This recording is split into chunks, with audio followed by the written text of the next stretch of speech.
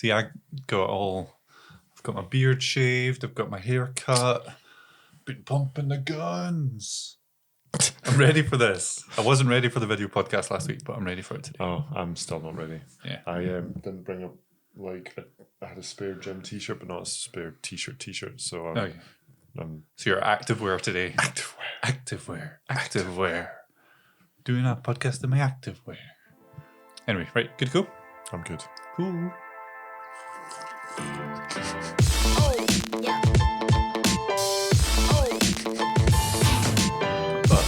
Hey, what's going on, guys? Welcome to another episode of A Stellar Podcast. Back again, episode 2 in 2020 with myself, Craig Simpson, and himself, Jamie Hudson. And we're filming this again today. It actually worked quite well last week. It did actually. I was You pleasantly surprised. just like it because you don't have to edit. Yeah, that's So- yeah. You don't need to edit it too No, much. it just means we've got to edit what we say, so it actually fits in the time frame. But hopefully we've figured out how to solve the camera running out issue. So Oh, have you? yeah, I think so. That's why I'm using this external recorder this time. I see. It can last longer than 30 minutes. I just thought you were losing your eyesight and you wanted a screen here rather than over there. Yeah, it is quite nice actually. You get lost in your own eyes. It just means I'm distracted down here. Actually, you'll be the one that's distracted down there because I can't see it over there. But you can't really see that I'm looking at it. Like, You can. no, you can't. Look at the screen. Oh, you can kinda. Oh, really? Yeah, actually, I was chatting to my mate this week, and he was saying, don't believe you. Bullshit. I know. No mates. yeah, he was saying what we should do is do like Instagram Live these podcasts. Like I've seen YouTube Live ones, or we could do that as well. But what he's got an Insta 360 camera. And doing that live so people could tune in and we could just stick it right in the middle of us and people could look at us and look around the room and stuff like that. That's pretty cool. And see we're not wearing any trousers, that kind of stuff. That'd be pretty cool. So I'm going to try and set that up for the next couple of weeks. Well, actually the week after next I'm in New York. But That's awesome. yeah, it might be pretty cool. Pretty fun to try out. You and Sarah should do a podcast in New York. A New York podcast. Podcast. Podcast? Hey, I'm walking here. A podcast. I don't know if you know much about New York. I don't. No. I know like the Brooklyn accent. I couldn't tell you the difference between a Brooklyn and a New York accent. I could tell the difference, I think. I could tell the difference, but I couldn't do it. Anyway, that aside, this week I wanted to talk about LinkedIn. Now, we didn't look at it. We kind of brushed over it last week. I said that I was coming around your house, hijacking your kitchen. Yeah. You were teaching me the ways of LinkedIn. Can you see if someone didn't know anything about LinkedIn or what it was? Can you describe it in like 3 sentences? 3 sentences. LinkedIn is the Facebook for people with jobs. Cool. That's 1 sentence. That is 1 sentence. You've got another 2 if you want to expand. But it's better than Facebook. Okay. And it's actually the stuff that you can do on top of just having a LinkedIn social page. So they own what used to be SlideShare and they can do LinkedIn Learning. So there's actually all this free stuff. Like someone will actually do like a 12-part training videos on and like seminars on how to use Excel or how to do like LinkedIn marketing or how to do all of these different things. And it's all free. Okay. So it's awesome. So it's kind of like, I kind of see it, or I've been told, like I've only dabbled in it briefly. It's like Facebook used to be, but for businesses. If you know what I mean? That kind of idea. In terms of, in terms of like what people now use and put money towards, like in terms of paid. Yeah, marketing. paid advertisement and unpaid it's like, publicity kind of stuff. It's really cheap. Yeah. For what you get. Yeah. So like I know you use it quite a bit. Mm-hmm. Like I've only just started, like I said again before Christmas, I've only just started kind of venturing into LinkedIn because I've always thought, business, But actually I've found that it is really interesting. I wouldn't say I'm still 100% won over by it, but it's probably because I don't really know how to utilize it the way I should be utilizing it. Does that make sense? Yeah. Yeah. So like obviously you've got a bigger company and are you in charge of marketing for that company? Yeah. Or are you marketing manager? Yeah, I'm kind of in charge of all of that. Yeah. So like how do you go about, like, obviously from your perspective, how do you go about utilizing it? What do you use it for? So we use it. So we have a company page, and unlike most of the people in our area who are trying to just go and kind of sell on it or say like, hey, here's a white paper we're doing, or come and see us at this conference, or click here to find out more about this service and all this kind of stuff. We just try and talk science and people and kind of try and target an audience or cultivate a community which is around the kind of science that we do, a lot of immunology and a lot of kind of drug development. Yeah. Like all of our clients, we kind of try and invite them to the page because there's conversations to be had on it and things like that. And so our strategy is to put as much content out as we can on LinkedIn for as long as we can until, because that's where the attention is of all of our customers. Is it that kind of way that we've discussed before, where it's you're basically building your reputation on that by providing value content and all that stuff? Definitely. So how often are you posting on that then? So the company posts like today maybe 4 times. You posted 4 times on LinkedIn So today. we have, in terms of like graphic design, like proper beautiful posts, we're trying to do between 1 and 2 a day. Wow. And then You've got a dedicated guy for that though, right? For doing the graphic design, yeah. And then anything over the amount that he thinks he can do in a week, or if something's really simple or just needs repurposed, he'll get a guy and we'll pay like £100 or something like that to get someone to tweak stuff. Yeah. So he's doing quite a lot for the money that we're giving him, but he's more just of a tweaker. Yeah. And then news articles, research papers that we've read, all of this stuff that the people in I don't know, I think we've only got like 2,500 people following like the company. But is that a lot for a LinkedIn thing? A lot of our competitors don't have as many as that. Normally because you look at like Facebook page and there's so many million followers for this stuff, but LinkedIn's a lot more, because it's business. Who follows a business? Exactly. So we get quite good traction for some of our stuff, and we get business through it. Yeah. Like last Wednesday, we had one of the biggest, actually the biggest biotech drug developer in the world. One of the guys sent me a message through LinkedIn. I was like, "Oh, can you do this?" Yeah. And we were like, "Yep, let's have a call." Yeah. So we just set up a call. Like all of these different social pages, social media sites and pages are like what your website might have been in like 2005. Yeah. So you don't need to drive them to those pages. You can actually just cultivate a little community where people are going to be. And it's amazing how many people, in the same way that you sit on Facebook when you're on the toilet or when you're on your tea break or something like that, you'd actually be surprised how many people just check on LinkedIn. Yeah. Like how do you find, like, do you advertise like on LinkedIn? Do you do paid promotions? So we do paid campaigns, and we target either people in different regions, or people in different job types, or people with different products that they might be making, or skills. Because that was really cool. Like what you were saying to me before when we were chatting about it, there was the kind of, you kind of ran through a scenario with it, and it was like, so right, say I do corporate video, like how would I utilize the paid promotions or to target who I'm like looking for? So you could if you, in the same way, like on Facebook, someone who likes Rangers Football Club and you were selling something Rangers related or something like orange. Yeah. Okay.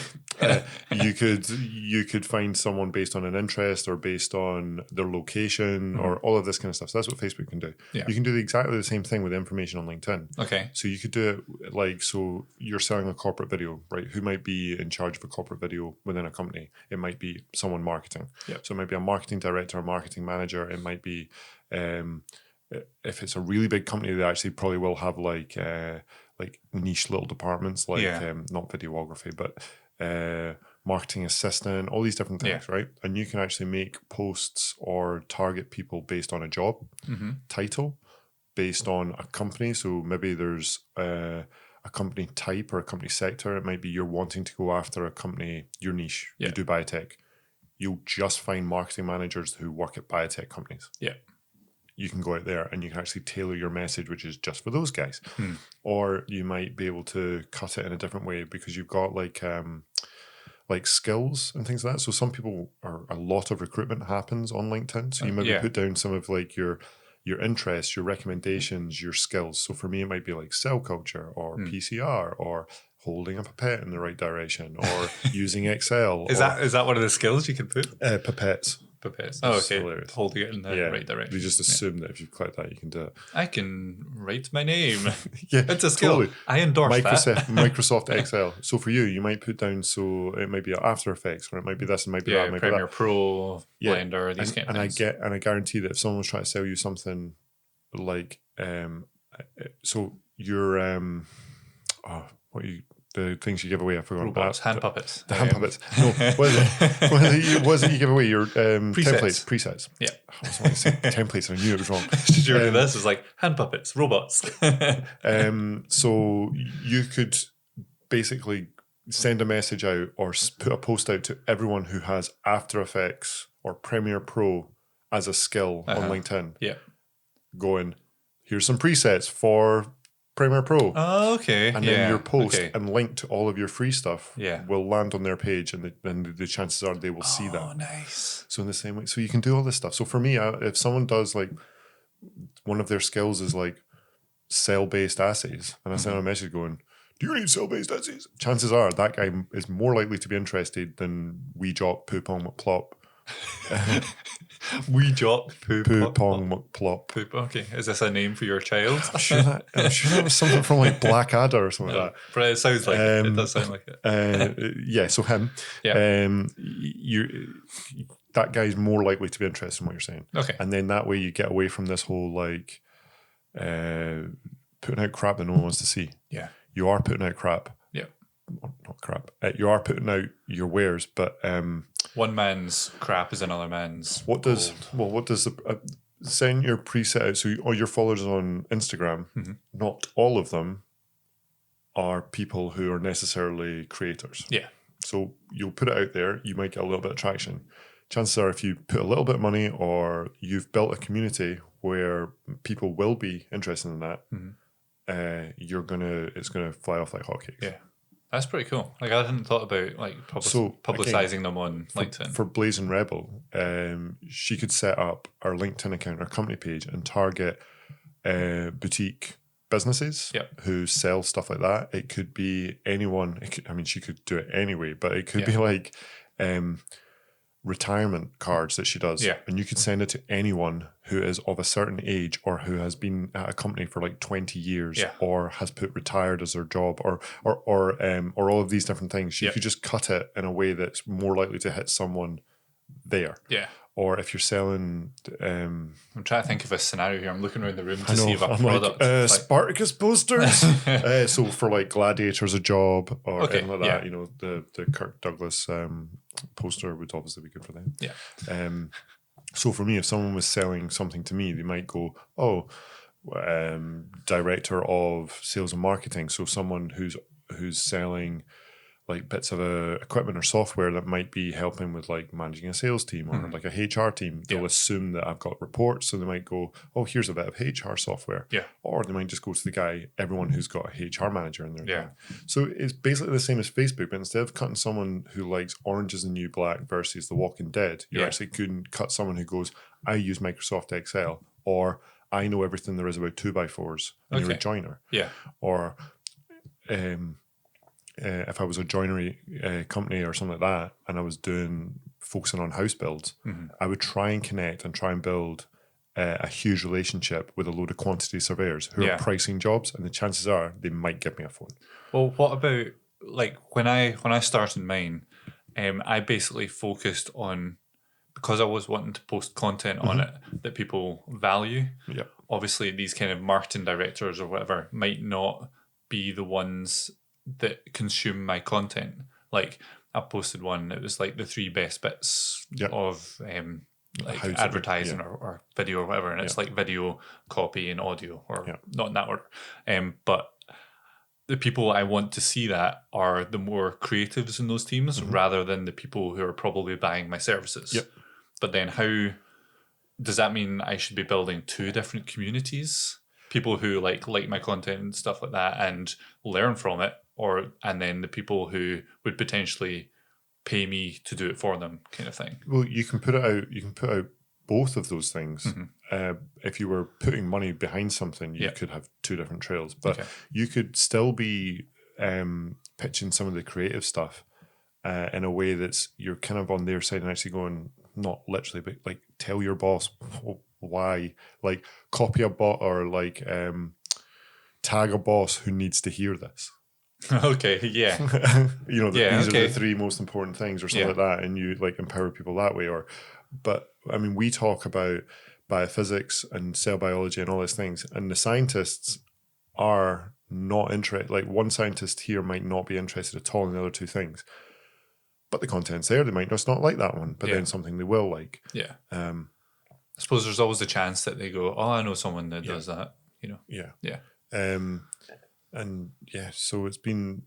I actually had a phone call with another company this morning. A woman, she used to be my boss, and she's trying to set up a marketing bit in their biotech company down south. And she's like, I don't know where to start. Like, I want to hire a market manager, but I put this list together of all the stuff that I want them to do, and none of it is actually what they would ever teach you in university. It's because I want someone who can do like LinkedIn. I want someone who can create pictures and all that. I was like, well, that's not going to be a market manager. It's going to be a graphic designer and someone who's worked in an agency. So that's cool. Because it's like marketing now has completely changed from marketing. Yesterday for sure. Because like I was listening to I listen to a lot of Gary Vee and stuff now, and he's all about the content, and we'll do another podcast on like social media and content and posts and whatever. But he was like, the amount of power that anyone has now, like to put up a video online or to get a video out there 10, 20 years ago, it had to be like a multi-100,000 project. But now anyone can sit and record it on their phone and put it out there for millions, billions of people to see. Whereas a couple of years ago, it's like you had to get the camera crew, you had to get lighting, you had to get everything, you had to get scripting, whatever. But now people just post it on their phones. Well, I mean, my phone is like 3 iterations behind like the iPhone 11 Pro. But I still have 4K video. Yeah, exactly. It's like anyone can do it now. Totally. So like if you're delivering content to people on LinkedIn who are in need of these processes, you're providing the value to them that way. And again, it comes down to the kind of reputation thing where they might not want to do it themselves, but they're like, oh, he can do that. He knows about it. There's also a weird kind of culture on LinkedIn and business and all these people that do things. And I think it's, again, a lot of the followers on of like Gary V's and stuff like this as well, is they live like vicariously through those people. So they want beyond anything, and I do believe they want to do this stuff. They want to have this amazing marketing strategy. I mean, even me, like, what we're doing is going really well, but like me and Chris, like at work, we've been chatting about it, going, we've not even started yet. Like we're nowhere near, not scratched the surface yet. Not even nearly. We're doing like what we believe is like quite a very average job. And we've still not planned anything out properly, but we want to do this stuff. And if you can get people engaged, the thing on LinkedIn is they're always like, you'll see these posts of people going, people don't leave their people don't leave their jobs, they leave their manager, and all these things. And everyone's like, oh, like that, because everyone thinks they're the best business person, the best leader, the best blah, blah, blah, blah. So it's the same thing. You put up marketing stuff or content, all of these marketing managers and all of these content people are like, oh yeah, I totally agree, because that's me. And that's one thing that annoys me about it, is everyone is up their own arse. Well, the majority of people are up their own arse. They have their little pictures of them in their tie, and they're just sitting there, and you're like, oh, I'm an entrepreneur. But then if you go at it from a different way, they assume they're being arrogant, or I believe they're being arrogant because they think they're in the driving seat because they assume that you're trying to sell them something. If you actually go to them and go, and ask them for help, Yeah. you'll be surprised at how many people want to speak to you, because of course you ask me for help because I'm the expert. Okay, yeah. Hey buddy, we've been doing a couple of like videos for biotech companies, but I see that you're like a marketing director at what looks like a big company, Play Daft. Yeah. How would you go about finding someone who could do this stuff? Yeah. Is it purely like I send you a link to all my videos so you can see it? Do I have to speak to you? Do I have to speak to them? Yeah. And the guy will go, oh, well, because you've come to me for advice and all that. We do it for some of our assays. Okay. Like, oh, you're an expert. Here's an assay format that we think is a sellable thing. Do you think it is? Do you think it's a sellable thing? So you're not actually selling them, you're just asking their opinion. You're asking their opinion and advice. That's clever. Everyone on social media wants to tell you their opinion on stuff. Yeah, that's a good point. And because people on LinkedIn are stuck up and a bit like hoity-toity, Yep. the chances are they see themselves as the expert. Oh, you need me because you're selling a service and blah, blah, blah. So you just flip it and ask them for help. And the amount of people that give you help and they don't realize that they're doing exactly what you want them to do. Yeah, and they're playing into your hands. It sounds really manipulative, but it's just coming at it from a different way. Yeah. And the chances are, like, you'll actually build a better rapport because one time they might come to you and ask for help. Yeah. And then you can do the same thing. That's pretty cool. And that's a community. Boom. Mic drop. I can't. No, don't touch them. Don't touch them. No, that's really cool because, like, before Christmas, I was getting into LinkedIn. I've kind of died off it again, but you've got your finger in so many different pies. It's kind of hard as a one-man band to create this stuff. But I am trying to I'm getting ideas together of what to post up there, but I'm trying to figure out where I should be focusing my energy, because at the start I was focusing my energy on the people who are going to consume my content, maybe get value from it, rather than the people I'm selling to, that I'm selling my services to, kind of thing. Almost to build that community first, so that people, I don't know, just kind of know what I'm about and all the rest of it, and then go and try and get the big fish or the fish that are out there. But then it's all new to me. It's like a whole new world, this LinkedIn business. I was actually thinking today of doing something, and my one was for like a completely different thing about like apprenticeships and educating teachers and stuff. So like a totally different thing. But I was thinking when I was talking to people about it, because we've got a huge lecture theatre at BioCity. Oh, nice. And I was actually saying, again, for you to get into biotech companies, well, there's 30 biotech companies at BioCity. What you could do is post an event on LinkedIn, get people to sign up for it around BioCity, or send an email out to everyone on BioCity, and book out I can book out the lecture theatre for you there. You get every company there, and you tell them how you should be doing a bit of marketing, how this might help, and how this might help. And that's scary. Right? That's scary. And then what you do is all of the Q&A questions that you get from it is a million different posts that you're going to get and you're going to put up. You just do it for free. It's going to cost you 50 quid to book out the lecture theatre for a couple of hours. You do a bit of this, a bit of that, and you go, look, I do from the dirt and easy stuff to the really complex stuff. Yeah. And I can help, and I can do this, and I can do that. And then you basically ask for everyone's LinkedIn profile things there, because you'd love to be able to stay in touch with them and actually learn more about, oh man, it's just, I know it sounds like it just comes, but it does, it's so amazing how these little things work. Yeah. Then you are now the in-house person at BioCity after a couple of goes. But you could record that. That's a YouTube video. Yeah. You cut snippets of it, doing your Gary Vee. You put them on LinkedIn, because that's a question from them. Yeah, which is you've got an answer, because the chances are that business person, you then forward it. See, that's post it. What you've just proposed there is a really cool idea, and I'd love to do it. But inside me, I would be terrified to do that kind of thing, especially right now. I'd just be like, oh my god, like I haven't presented in front of people for a long time. I know, and like I've taught like in university and whatever, and again that's. But the good thing about starting in the biotech bit is not one person there will not necessarily have a clue what you're talking about, but will be sitting there thinking, I've decided to spend an hour with you because I want to make sure that you know what you're talking about. Okay. It's nonsense. They're coming because they genuinely want to learn. Yeah. That was one of the biggest things I had to get over when I do presentations. Okay. They're not asking, it's not like your Viva. They're not asking you questions to make sure you know it. Make sure you know it. They're asking you questions because they're genuinely interested. Yeah. And what they're going to do, if they haven't Googled how to make a bloody LinkedIn video by now, the chances are they're not going to Google to make sure that your answer was correct. Yeah. And the best ones as well is when you go, don't really know, and then you just think through it with them. Or something like that. And I can come with like a little moustache and I'll be like, Craig, would you say video is the most important thing? And you'll be like, yes, I do. Yes, it is. And Yeah. That video goes viral. Boom, boom. Weird man. Mic drop.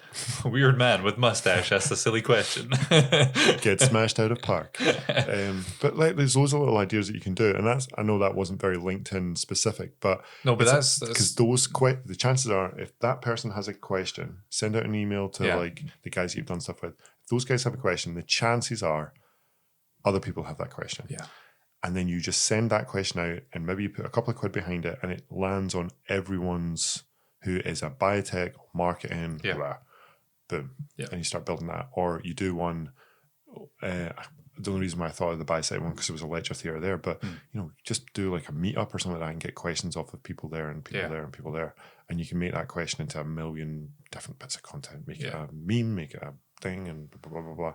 Just, again, exactly what Gary Vee does. Yeah. And just like put it out on across all social medias rather than just that one. And you can do LinkedIn Live through, not on LinkedIn, but you can do, it's almost like Periscope. Remember what Periscope was on Twitter? So is that still about Periscope? Yeah, but I think it's owned by someone else. Okay. But you can do that, so you can actually get your Facebook Live coming through this one system, and then it can get everywhere. I was about to say shout out, but I thought that completely lowers the tone. Yeah, it's fine. But we can have that. Yeah, it's fine. So you can do it that way, and then you might actually do a LinkedIn Live or blah, blah, blah. Yeah, that's awesome. Yeah. Oh, you've got me thinking about like public speaking now. Yeah, but you can do it, or like just work up to it. Like actually speak to each of the people, like you're on the phone or send them an email going, and again, I want your help. Yeah. I've worked with a couple of biotech companies. God knows how, God knows why. Yeah. But they all seem to have this similar kind of problems. You're small, you're this, you're that. What's what are you looking for? Like, are you how trying do you to go get? about it? How do you, as a small company, get yourself out there? Mm-hmm. And then they'll go, we've got no idea. It's like, well, what have you thought about this? Have you thought about that? That's really cool. Turn it round on them. That's the moral of this podcast. Yeah, turn it round, manipulate, manipulate at scale, manipulate, manipulate. Yep, manipulate your way to the top. If it worked for, okay. Belinda Blinks. We won't go into that. That's not for this podcast. No. Anyway, do you want to do some questions? We got some questions. Awesome. None of which are for me to answer. No, they're actually. Do you want me to read them? They're actually not bad. No, it's okay because they're almost for both of us. I'll try and keep my answers short and sweet. Succinct. Yeah. So, post it again on our Instagram. So if you guys are wanting to ask me a question, post on Instagram. I am Craig_Stellar and Jamie is Antibody Guy. So yeah, just ping us a DM over there, and every week before the podcast, I put up a wee question thing, and it says, "Ask me a question for the podcast." So this is where these guys came from. First response was from Lexus9734, and he just says, "I like your stories. Thumbs up." I was like, I just wanted to put that on the podcast because it kind of gave me a wee confidence booster, you know. But the first failed at the first hurdle, asking a question, but it was nice. There was a couple of people that were Did they end it with a question mark? I like your podcast. I like your stories. Thumbs up. Was there a slight inflection in the tone? I don't know. But the first question actually came from my sister Karen at the Blazing Rebel, and she says, "Falling off the wagon with all my photography/social media. How to beat the creative block?" Jamie? Oh, as such an avid creative. Don't let it stress you out. Yeah.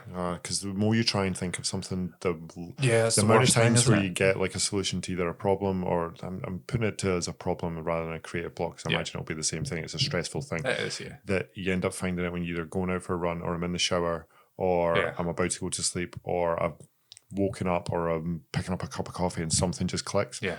And just trying not to get too stressed about it. It's always in the shower for me. I have my epiphanies in the shower. It's because you take like 45-minute showers. Or before or before I fall asleep.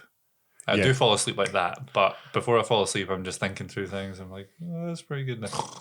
I'm out. And you wake up in a cold sweat, frantically writing notes. Oh yeah. Yeah.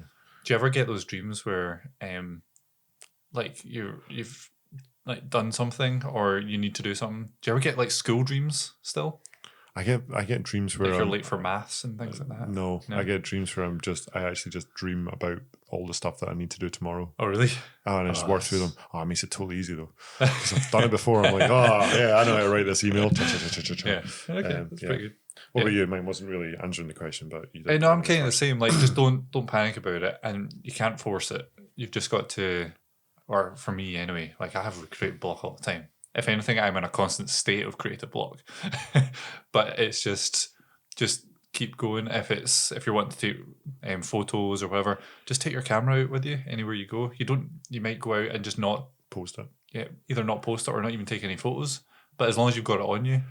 Like you might just be sitting having a coffee, be like, oh, the pattern in that coffee is quite cool, and then you take a photo of it, and it's like, okay, or maybe could do something with that, or it could just sit in my card for another couple of months. You know what I mean? It'd be cool to actually like own the fact that you've got a creative block. You should put like questions up on your Instagram story going, I've got a creative block. Think of the most random thing that I could go and take a picture of and then make a design out of. That's a good idea. Yeah, do that, Karen. Like, just ask a question and just say, what can I... Give me something to make a design from, and I'll do it. You get some random people taking pictures of something randomly. Send it. That'd be pretty cool. Ask for other people's photos and just be like, give me this, and then you can like credit them, and then so you don't need to give them a cut of what you make, but it's like just be like, yeah, cool. That's a cool idea. Yeah, done. Another mic drop moment. Done. Smash this thing. This is probably the only question that isn't related to anything that we do. Okay. This is from Aquamarine Warrior. And they say, hi, Craig Steller. What's your favourite song? Oh. Jamie, what is your favourite song? At the moment? Yeah. Or of all time? I don't even think I have one. The Middle by Jimmy Eat World is one which I could always listen to. Like I don't think I've ever really got bored of it. I don't listen to it religiously. Yeah. But right now is Good News by Mac Miller. Okay. Rest in peace. See, I have too many favourite songs. I would say it's going to be Muse, and it's going to be like Hysteria or something like that, because you love the bass intro.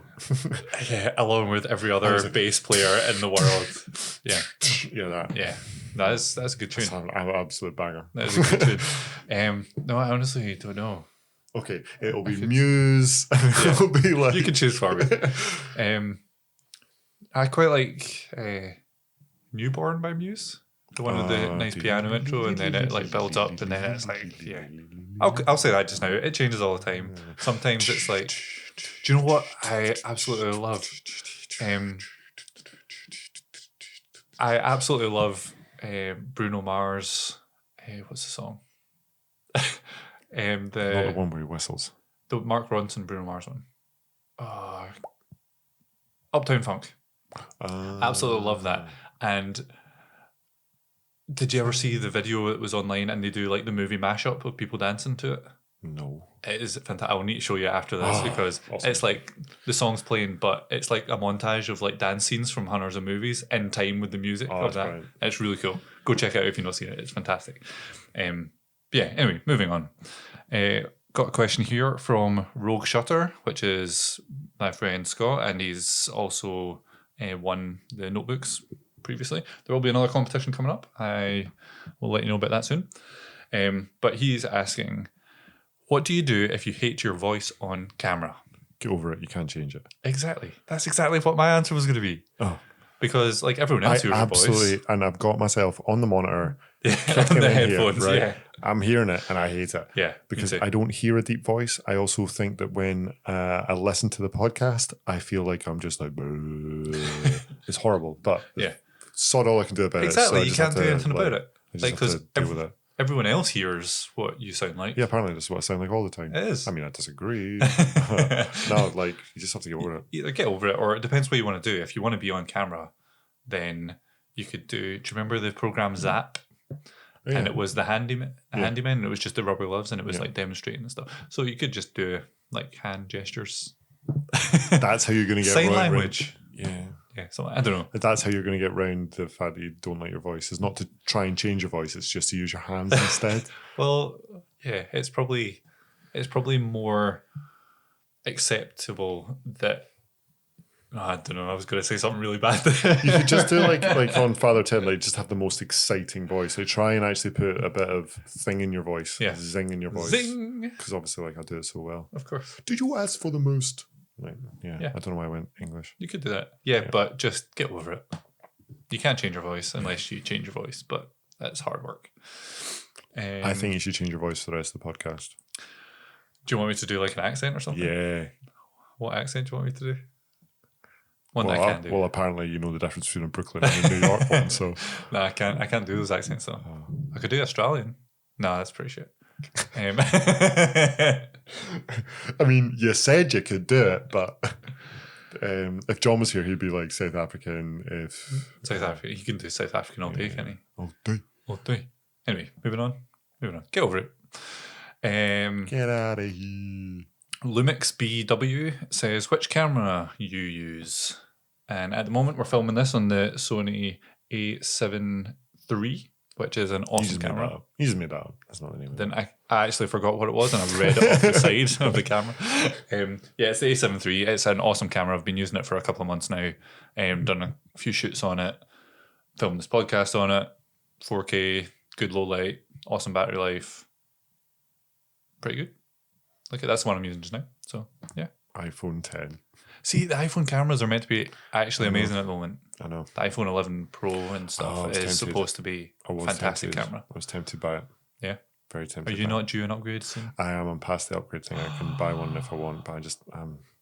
You're over it? I'm not over it, but it's like now you don't get Apple Care free. Oh, really? When I do the upgrade system. Yeah. So now you're already paying like £50 a month for the bloody phone. Jeez. So to then...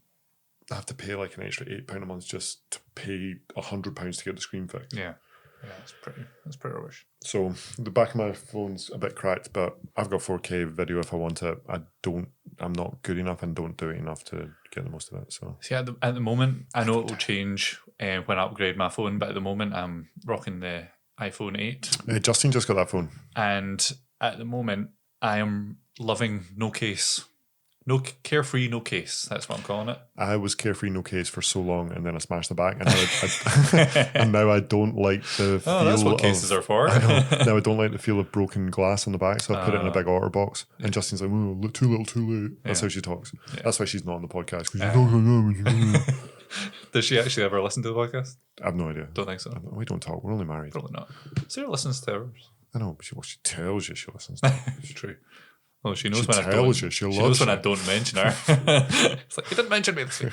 Anyway, so the A7 III for me and the iPhone 10 for you. Yeah, awesome. Yeah, if anyone wants any photography tips, just fire it up. Antibody guy. But like I was on Instagram all the time, but I was looking for a kind of avenue to aim my presets down and stuff. So I was looking. You type in the hashtag amateur photography, and there's loads of awesome photos come up, and you write on them. It's like, great photo. Like, what lens did you use? Did you use a macro lens and stuff like that?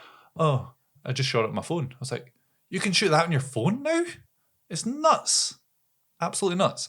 So that's the inflection in your voice that you need all day, every day. I've just got to talk like this. That's what? I've just got to talk really excited constantly. Welcome to the Stellar Podcast. It's your myself, Craig, and himself, Jimmy. Totally. Yeah. Okay. So next question. Got a person saying, "Follow my adventures." Like, no, that's not a question. So I'm not gonna ask that. You just did. But I'm not going. Yeah. Okay. I'm not actually gonna follow. I'm just gonna say I'm gonna follow. I'm just gonna call you out and just say. Just one. Yeah, so next one's from Robin. Oh, you know Robin? Who? Yeah, Robin? Who's Robin? Like the coolest dude in all of Rathdrum. Those of you listening, Robin is our cousin. This is a family podcast. It's a very family podcast. It's like when you did like in Friends, the Geller newsletter and stuff. Yeah. It's like just it's Geller purely within Gazette. the family. It's fine. Yeah.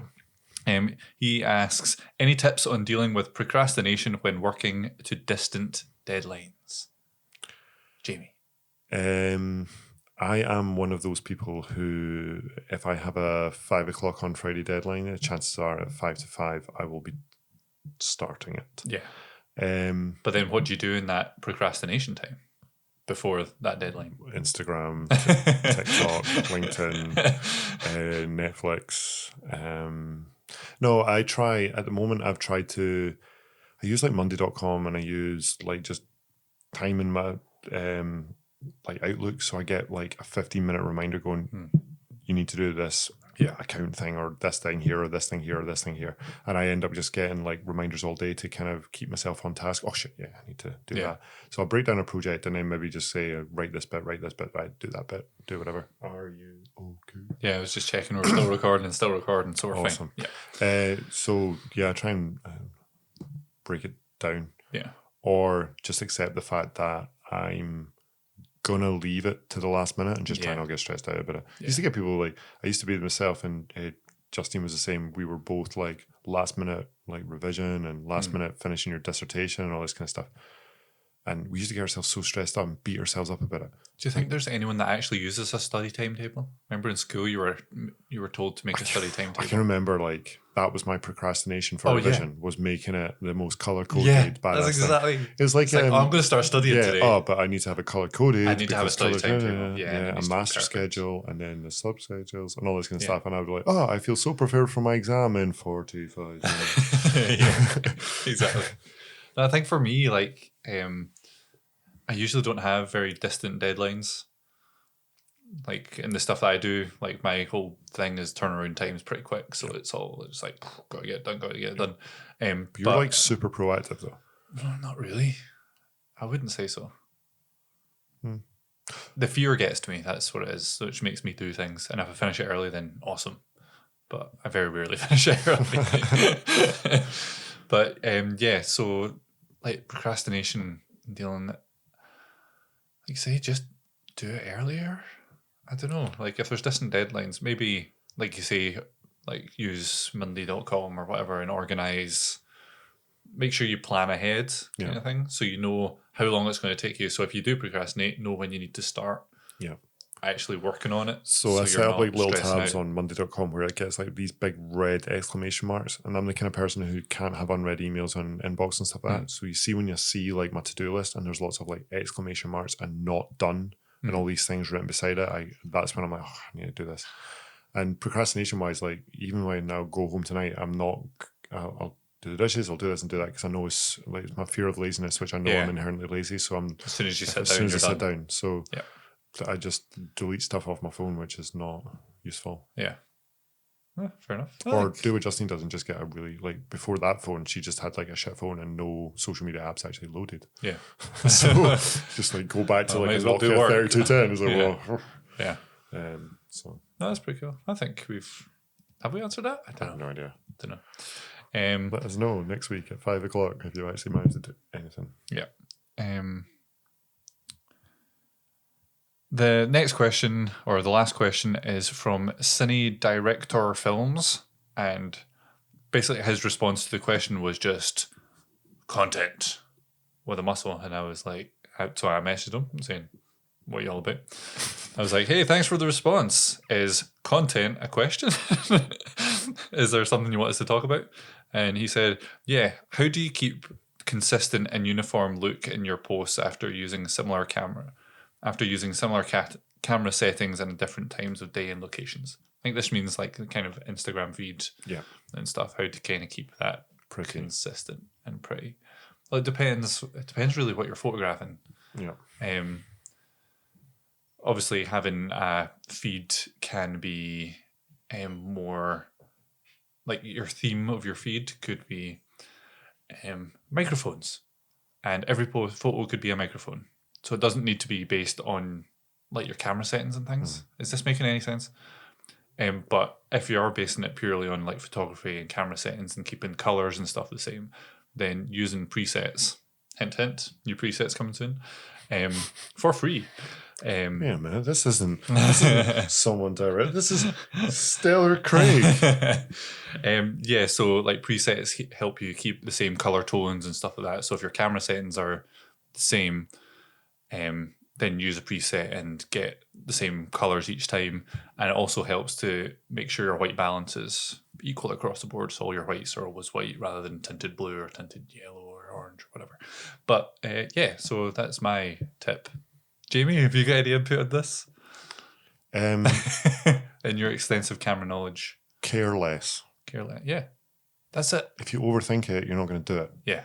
And if you make it really, really like tough on yourself as it's got to look this exact way, then you're not going to get the level of content. It shouldn't be a stress. And I've been guilty of it, like stressing out over it. But again, you've got a different stress because you're like you're selling those services. If yours looks shit, kinda, yeah. But keep it lively and like the stories and stuff. But yeah, just have fun with it and don't worry too much about it. You'll find your kind of theme and stuff as you go along. But I think you've probably put a lot of pressure on yourself by starting that way. So now you want to ramp it up. You're like, oh crap, how do I move away from this? Yeah, or not move away from it, but how do I make it slightly less perfect or slightly changing it? Because now you've got this beautiful system that's going. Whereas mine is just nonsense. But that's good though. It doesn't matter. Like I say, it doesn't matter what you post as long as you post. Yep. Pretty much. And if you want to make it look nice, then make it look nice, but don't stress out about it. Don't stress. Done. Anyway, on that note, we are about 46 minutes in. I think we should call it a day. That was pretty good. Bye then. Thank you for enlightening me a bit more about LinkedIn, and I promise I will do better on it. I promise. Just pick off one thing and just go and do it. Yeah. So it's like what I want to do is, obviously, I'm going to mark this as like the first one in my social media chapters. So I'm going to do one maybe on like each kind of social media outlet, and maybe just a social media in general. Is social media good or is it bad kind of stuff? That kind of thing. And I'm going to do interviews and stuff like that. But anyway, yeah, that's going to be the first one down. LinkedIn. It's probably going to be maybe the dullest for most people, but for some people it's pretty interesting. And I'm starting to see the interesting side of it. Do you know what you should do? What? Post the podcast on LinkedIn. What? Yeah, take transcripts from it. Not that my opinion's break it down worth much, but like just chop up into like a load of different things. No, boom, for content. sure. Boom, boom, content. Right. Content. Anyway, content. Anyway, thank you again so much for listening to this podcast and watching this podcast. And for those of you who did watch it last time on YouTube, thank you so much. And left a couple of comments. Be great. If you want to contact us over on our Instagrams. I'm at Craig_Stellar. I need to put my teeth in. Jamie, where are you? No, crap, I'm not the antibody guy anymore, am I? You're just antibody guy. The Yeah, but send us a DM. Please like this podcast wherever you listen to it. Follow us. The volume's down. So. Follow us wherever you're listening to it as well. Please subscribe to the YouTube channel. Leave us a comment. Give us a like. Leave my sliders out of this. Yeah, but that's about it. If I've forgotten anything, it's my fault. Let me know. And yeah, love you lots. Say bye, Jamie. Bye, Jamie. Oh, you did it that time. See you later, everybody. Bye.